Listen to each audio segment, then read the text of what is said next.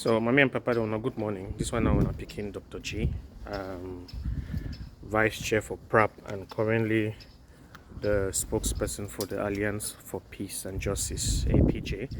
I come on this morning just for talk to now about our first town hall meeting with the planner for this coming Saturday. Now, 2025 now a very critical year for we as a people. Critically because a number of factors in the way they don't assemble meet for the same place. The purpose of this town hall now say we want to put ourselves and our ideas out there for people to explain what should be the thinking behind the peace plan paper, the different committees who would want set up for work on this conflict resolution strategy, and for put ourselves out there, make our people the whole way accountable. For engage, for collect ideas them. Now every battle and the objective them, they define the choice of strategy way if it undertaken for attain your objectives them. When people they want pursue a war strategy, they adopt a specific approach with a different methodology. The peace plan paper be intentional in a desire for attain a diplomatic outcome. The objective now say we want them for be able to come forward with a proposal of a series of suggestions where we want to take them to the international community where together with our advocacy and their support will fit persuade La République du Cameroon to a negotiated settlement. The key component now a diplomatic offensive. It be clear me what people don't understand which would they try to do. If we set out to roll out a war strategy, we'll go mobilize and we'll go structure our engagement differently. But since we set out for roll a diplomatic engagement strategy, it be of necessity say make we study the behavior of our international community, their predisposition for be able to make a proposal where they go relate to.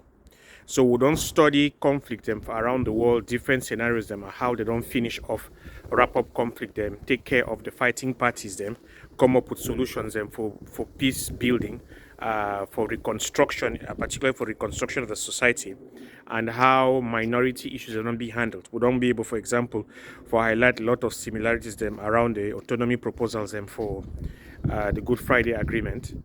Where we solve the problem between Northern Ireland and the other Irish Republican Army people them, and we don't feel say it get a number of ingredients and elements the way they be very similar to our situation.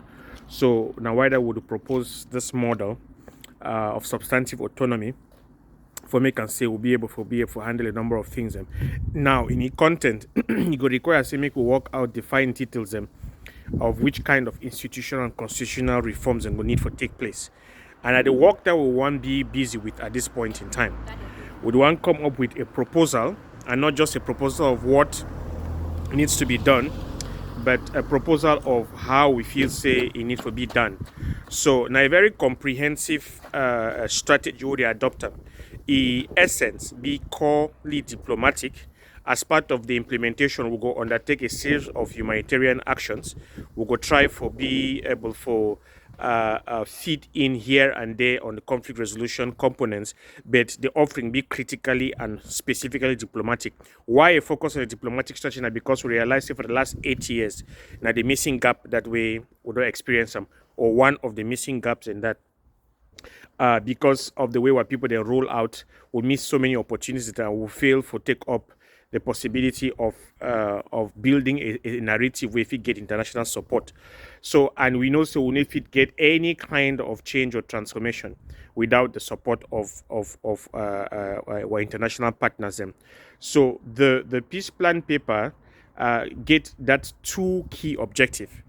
Number one, now for come up with a comprehensive conflict resolution strategy, for come up with a step-by-step proposal of how do we go from here back to a reconstructed peaceful society. And we'll get a number of clear proposals and recommendations, including constitutional and institutional reform, including the setup of a peace transition, peace and reconciliation commission, and a series of other specific organizational and governance mechanisms for handle that aspect of autonomy. So that one is a very concrete proposal when it comes to the post-conflict scenario and how we intend to manage them. So this one is just a gist. We want to take this town hall as an opportunity for people then for interrogate what did happen, and for ask quick core questions and for what people who we accountable. So set aside time, make we get this conversation. May God continue to bless all now.